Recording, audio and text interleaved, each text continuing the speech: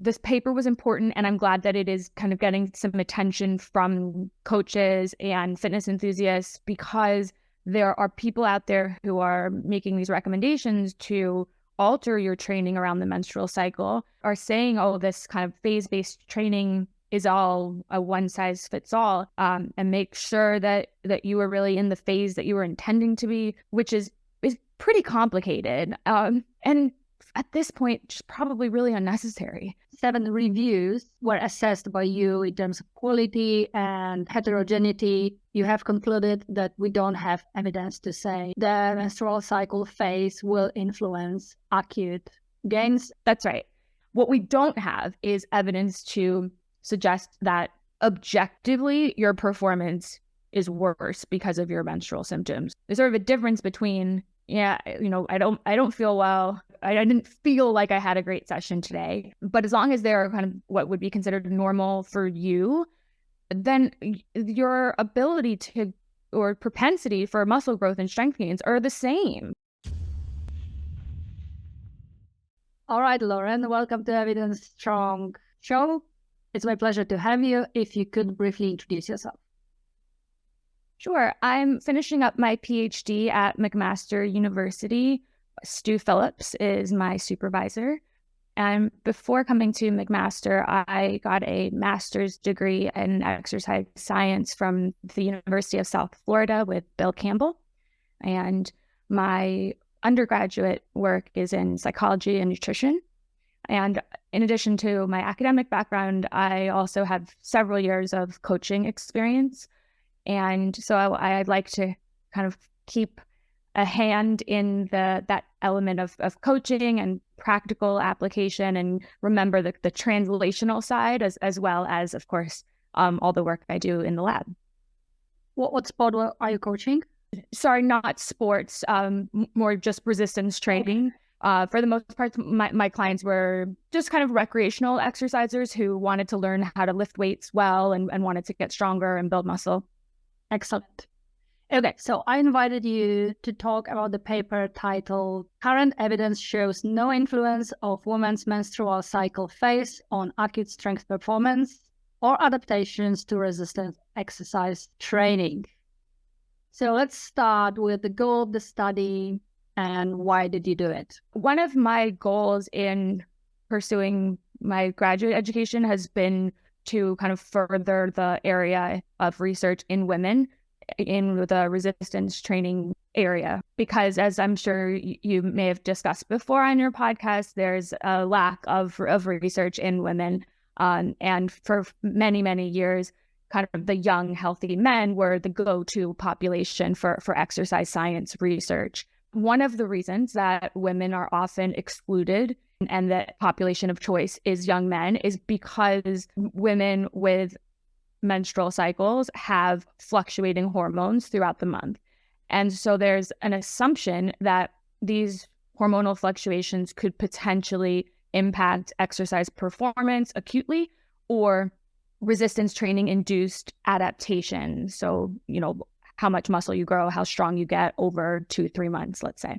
And because it's sort of an unknown, people tend to shy away from studying women, because having to kind of standardize when you would test, when you would train so that everyone was training according to a certain phase of the cycle, it would be very complicated from a research perspective. So here we are, and there just really isn't as much work done in that population. But the reality is, like I mentioned, it's really an unknown at this point. So there's a few studies out there, but it has not been studied extensively. And so the question whether this matters or not is a really important one, because if it doesn't matter, then we can start including men and women in the same study, and we don't have to worry about when their cycle started or what phase they're in, or whether estrogen is high or progesterone is low. We can just have people exercise. If it does matter, then we can create some kind of guidelines for researchers to implement that accordingly. So, in either way, it will further the research that can be done in women. The purpose of the paper was an umbrella review. And so it's essentially a review of reviews, but we also dive into some specific key papers.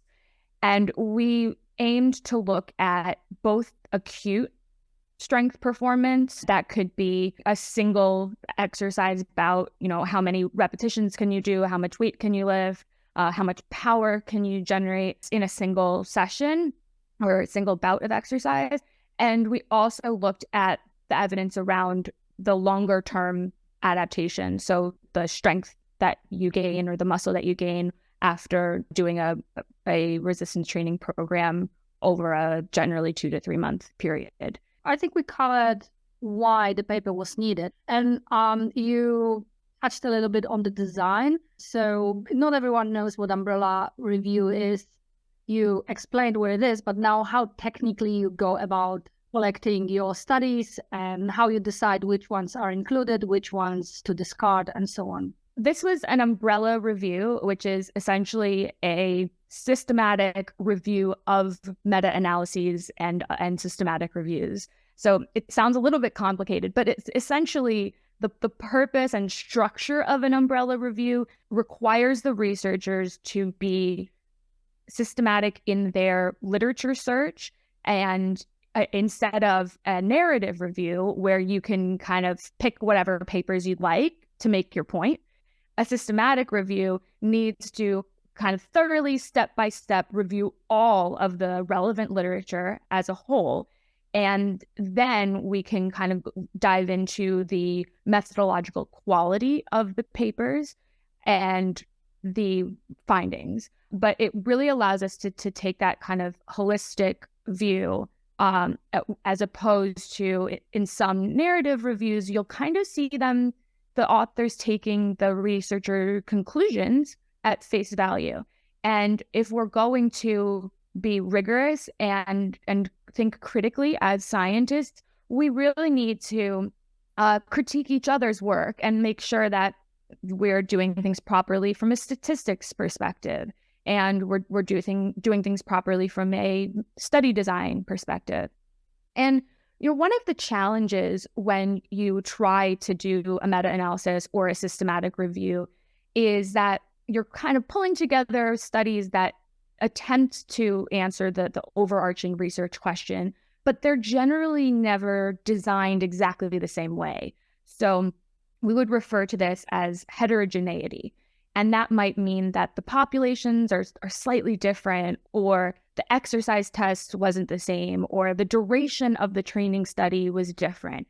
And so it means that, it would be ideal if we could just compare 10 studies and they all did exactly the same thing, but that's never really the case. So we need to take the literature, as it is, bring together the papers that are relevant to our research question as systematic reviewers, and then look at the methodological quality, the findings, and make our own conclusion based on the totality of the evidence as it stands today.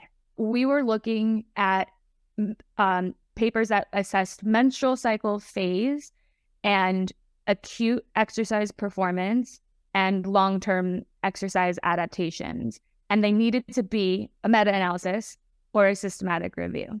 So not individual studies. There were enough meta-analyses and systematic reviews out there that we were able to, conduct a thorough search for our analysis. Once we've done our search and we've pulled together the papers and we've made sure that we thoroughly searched the appropriate databases, then we start going through the papers and pulling out their findings, and then also assessing their methodological quality.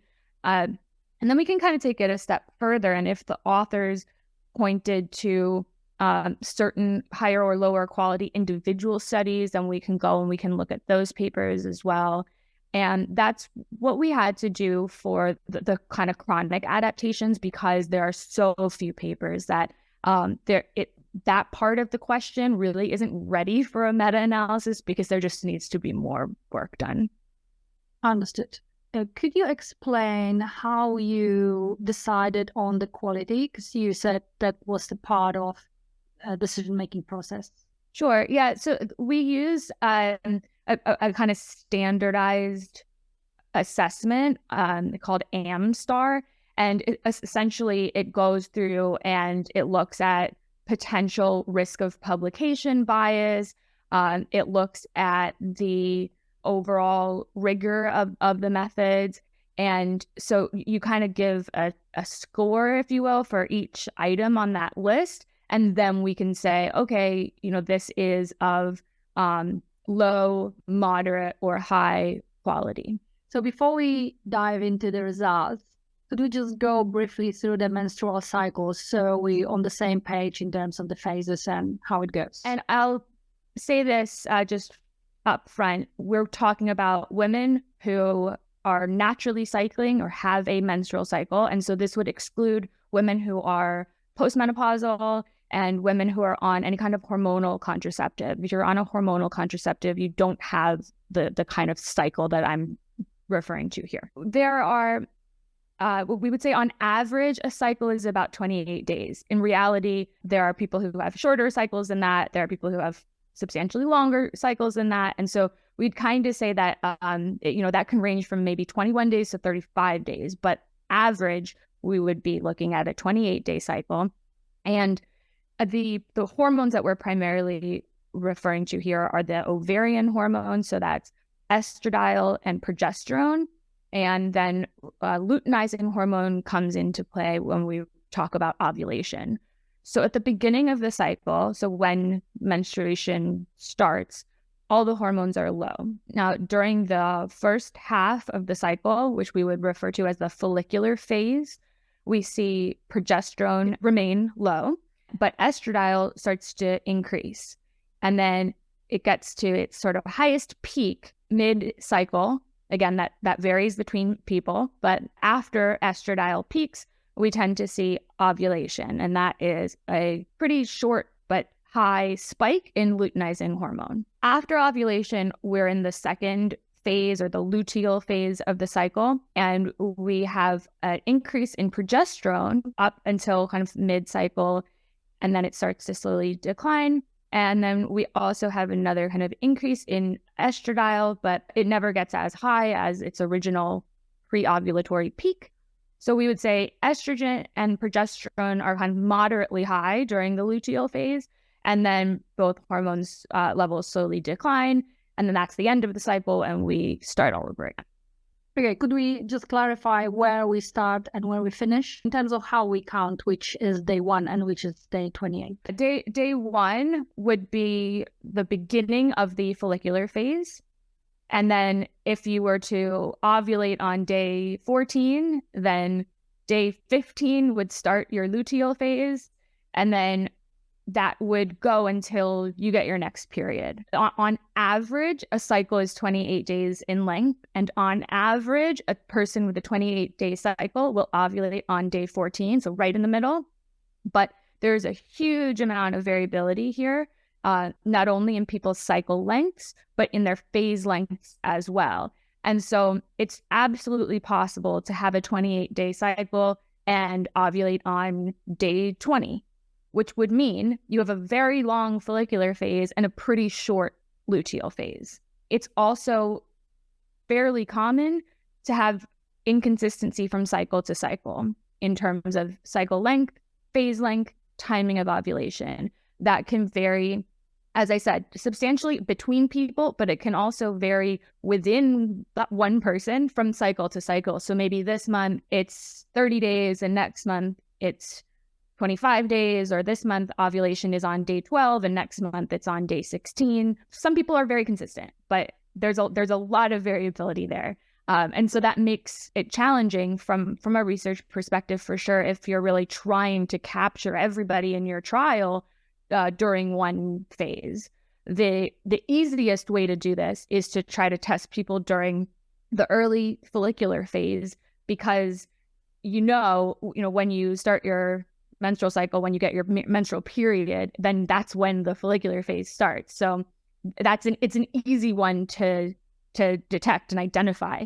if you're looking for the late follicular phase or the mid-luteal phase, then we really need to determine the timing of ovulation, because the late follicular phase will be prior to ovulation and the mid-follicular phase will occur after ovulation. So one of the shortcomings of a lot of the work in this field is that researchers have not properly identified the timing of ovulation in their participants, and instead they've just made the assumption that since on average a cycle is 28 days and on average ovulation occurs on day 14, let's just say everybody is in their follicular phase for 2 weeks and everyone is in their luteal phase for 2 weeks, instead of actually determining whether they are or they aren't. And as I said, if you make that assumption for that person who actually doesn't ovulate until day 20,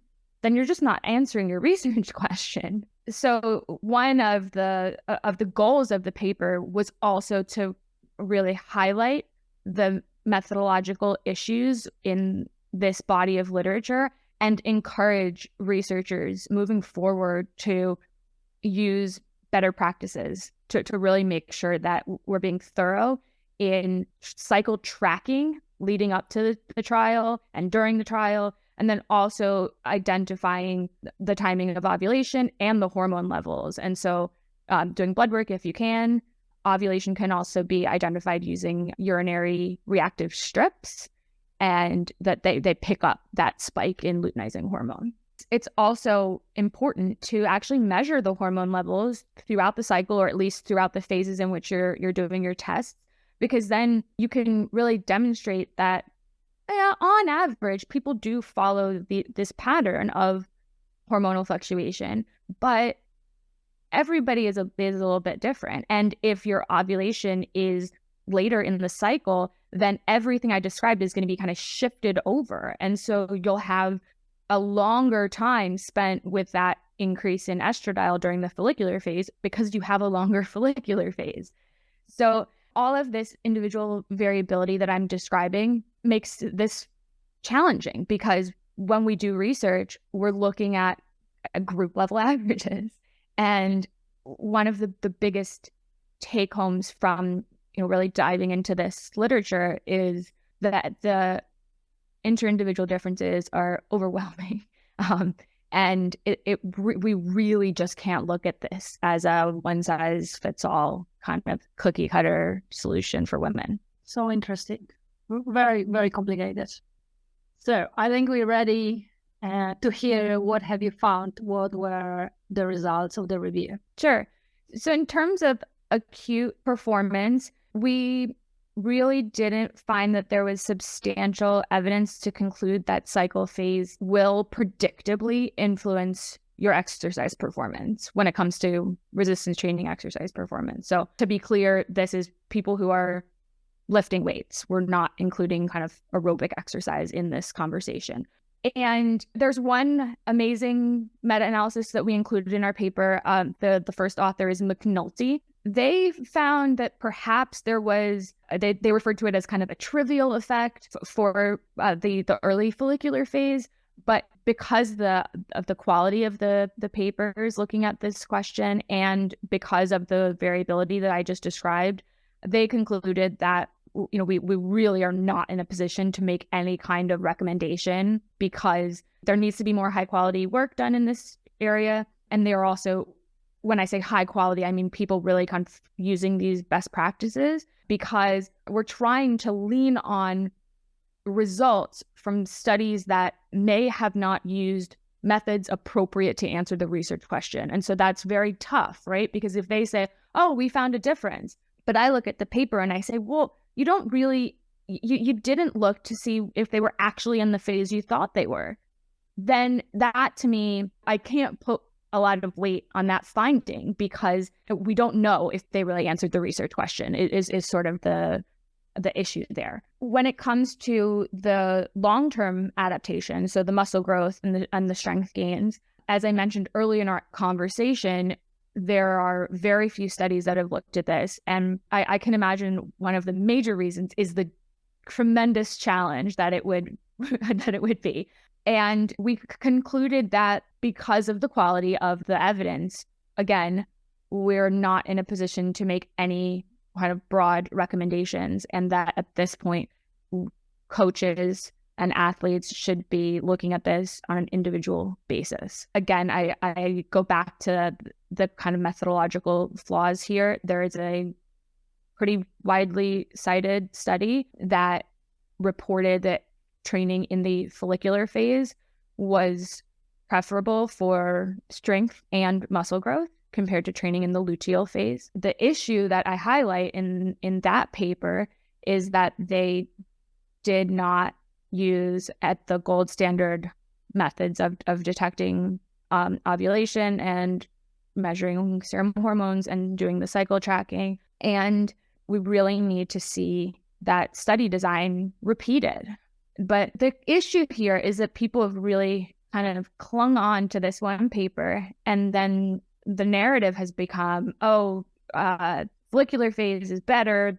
There's something kind of magical for muscle growth or strength about estradiol, because like I said, that's the hormone that is high. Or the flip side of that is, there must be something terribly catabolic and problematic about progesterone when it comes to muscle. And there's so much mechanistically even that we just don't understand about the actions of those hormones when it comes to muscle.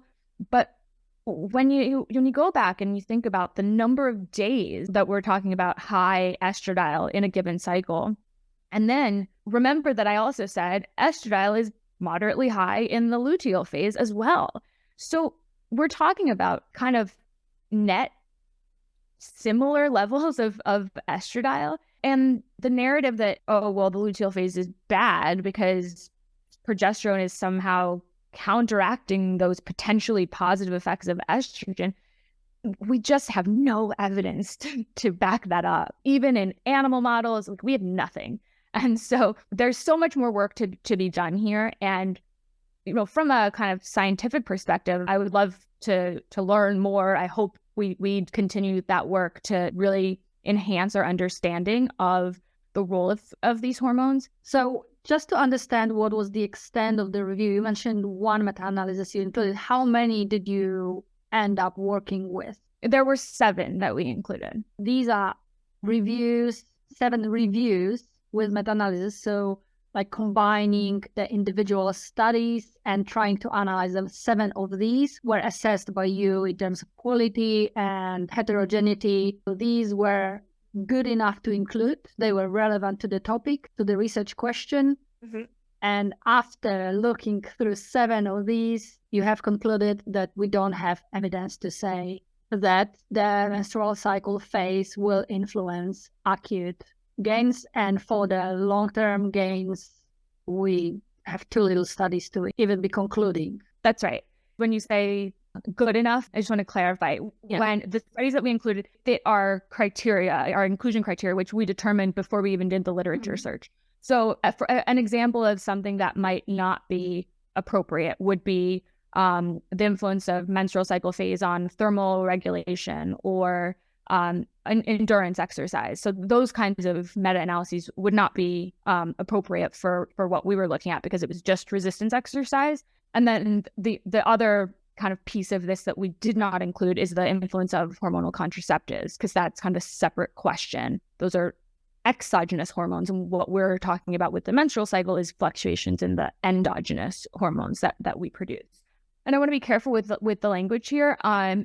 We said the evidence is insufficient, and so as a scientist, I keep an open mind. I'm absolutely willing to change my mind should there be more high quality work done in this area that indicate that these short-term hormonal fluctuations are important.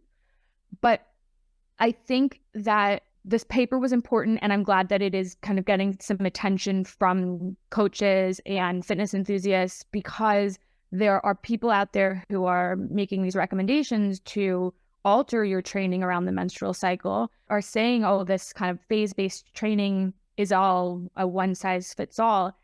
And as I mentioned throughout this conversation repeatedly, there's so much variability between people that if I gave you a phase-based training program and I have no idea what your cycle length is or what your phase lengths are or when you ovulate, then you're not even doing phase-based training necessarily. So in order to implement this, you would need to track your cycles, track your ovulation, and make sure that you were really in the phase that you were intending to be, which is pretty complicated. And at this point, just probably really unnecessary. But I think it's really important to kind of get this message out there, because I am familiar with these programs or influences who are making these recommendations. The last thing that I touched on in the paper, but it's kind of come up more since, is the influence of menstrual symptoms on performance. And it hasn't really been studied very much in a kind of objective way. There's a lot of surveys that have assessed athletes and said, do you experience menstrual symptoms? What are they? When do you experience them? And the overwhelming majority of women report that they do experience symptoms. The most common ones are like abdominal cramps. They generally experience those symptoms either right before their period or maybe in the first few days. There is a certain perception that those symptoms could influence your exercise performance, which makes sense, right? If you're not feeling great, then maybe the training session just doesn't feel as good. The same way if you were really tired or if you were a bit sick, and you just don't feel that you had as productive a session. What we don't have is evidence to suggest that objectively your performance is worse because of your menstrual symptoms. So there's sort of a difference between, I don't feel well. I didn't feel like I had a great session today, but maybe you lifted the target weight for the target reps, and on paper you had a fine training session. So those are kind of two different questions. But when we look at the research of where they did testing in the early follicular phase, we need to be mindful of the fact that testing during the late luteal or early follicular phase is around that time where the majority of women do report experiencing some symptoms. And so even that kind of subjective data is not generally collected. And so I hope in future research, that's another thing that the researchers will consider, and some data that they would collect. Even, it's just self-report, right? But it would be good to know, because it's a different question to say, is there something about these hormone levels changing from day to day, week to week, that is physiologically influencing our ability to exert muscular force or build muscle or build strength over time? That's a different question than to say, when I have menstrual symptoms, is my performance affected because I don't feel well? And so I think we do need to make that distinction. But certainly as an athlete or as a coach, that's something that you would want to keep in mind and have an open dialogue about. And then, you can make some adjustments as needed to one or two training sessions. In terms of Olympic weightlifting, there are some studies, for example, how sleep deprivation influences performance in Olympic weightlifting. And what seems to be happening is that the mood and enjoyment of training goes down, but the actual maximal performance, so one repetition maximum, does not. Right. So maybe it's similar in this situation, that the symptoms are unpleasant, but actually they don't impair the maximal performance. And in Olympic weightlifting, that would be the goal, to lift the most in snatch and clean and jerk. So a very specific goal to achieve in terms of performance. So, as long as you can perform at your max you can feel miserable for the rest, and it's totally fine. It's one thing to say, oh, if you're not feeling great, you can adjust your training session. But of course, if you are a competitive athlete and you need to perform that day, and you don't have control over that. The competition is when it is. And if your cycle starts and, you're probably going to suck it up and compete anyway. It's interesting because the survey data that reports, I think over 75% of women say that they do experience regular menstrual symptoms, and that they do perceive that it negatively impacts how they feel or their performance in the gym. But very few of them reported making any kind of changes to their training accordingly. And so, I think the flip side is actually that sometimes exercise at even like a light to moderate intensity can make people feel better when they have things like abdominal cramps from the menstrual cycle. So there isn't a lot of hard science to go on, but I think it's something worth bringing up when we're talking about the real world implications of the influence of the menstrual cycle, because I think experiencing those kinds of symptoms is tangible, whereas I don't know when my estrogen is highest. I don't feel it throughout my cycle. And so the influence of menstrual symptoms on how you feel in the gym is something that is very tangible for an athlete, and it's something they can explain to their coach, and it's something that you can kind of make adjustments or not as needed. And I think it's important to kind of distinguish that from what we primarily talked about in the paper, which is the idea that there's something about high estradiol or low estradiol or something about high progesterone that is positive or negative for performance. And so I do like to separate the two, but I think it's important to bring up the menstrual symptoms because they're clearly so prevalent.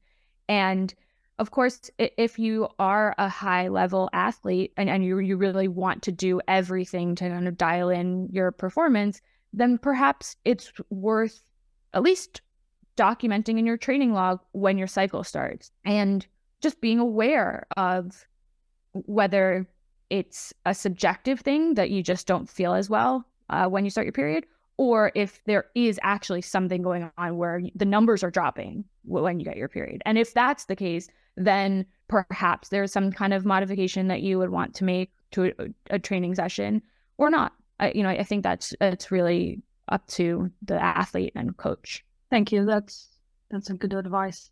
So the goal would be to pay attention for some time, figure out how it applies to you as an individual, and then maybe if you notice that some symptoms are common, you can prepare for them ahead of time or make some adjustments, maybe in self-care or how you come to the session or what you bring or what you need to keep yourself feeling more comfortable and having less symptoms. I wouldn't necessarily predict that you would need to make any adjustments or that you would even see trends, but if you wanted to log that and track that just for your information or for your coach's knowledge, then I don't see any harm in doing so at all. I think that it depends on whether it seems appropriate for that particular athlete. One thing I will notice with my clients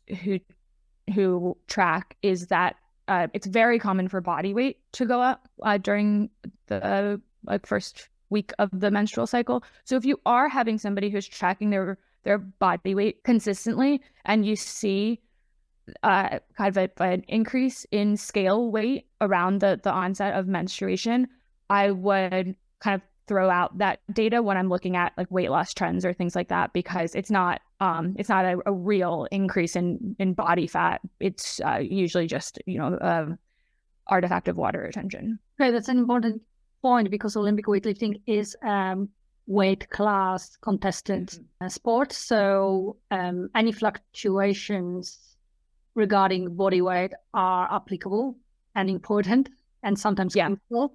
So that's maybe one case where having awareness where an athlete is before the competition in terms of where they are in the cycle may be useful to expect things like 2 kilograms more just because they starting the period? Yeah, no, absolutely. I have a client who is competing in a powerlifting meet on Saturday, and I spoke to her yesterday, and we were looking through her kind of weight trends, and she is exactly what you just described. It's like about a 2 kilogram weight increase. But I also know that that only lasts for a couple of days, and so we won't need to take that into account for her Saturday weigh-in. But of course, if it had been last Saturday, then it would have been something that we would have to consider for sure. Any other considerations or usefulness of the results of the review the athlete should be thinking about, or the coach? No, I think that, in the absence of additional evidence that indicates otherwise, we need to be viewing the menstrual cycle as just kind of one other factor that, if it has an influence, it's probably very minor. Perhaps it would apply to some individuals, but broadly speaking, and in terms of just making kind of practical recommendations, I actually think it can be more harmful than helpful to tell women to completely overhaul your program based on your menstrual cycle phase, because you're thinking about, potentially half the month either doing lower volume or not lifting at all. And the recommendations are kind of all over the place, but usually it involves doing less during your luteal phase. And, I just think that you're potentially hindering your progress if you do that, and without good reason. I really think that I would shy away from doing any kind of programming around cycle phase until we have a substantial amount of high quality evidence indicating that otherwise. Where people can find you if they want to learn more about your research or what you do, or contact you, where should they go? So if you're a scientist, then I'm on ResearchGate. That's where I post all of my papers. I'm also on social media at Lauren CS1 on Instagram.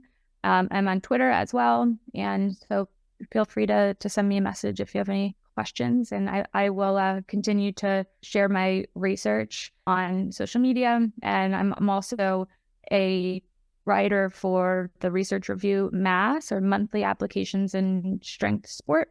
So you can check out some of my reviews of the latest research on exercise and nutrition at strongerbyscience.com/mass. Awesome. Thank you so much, and see you the next time.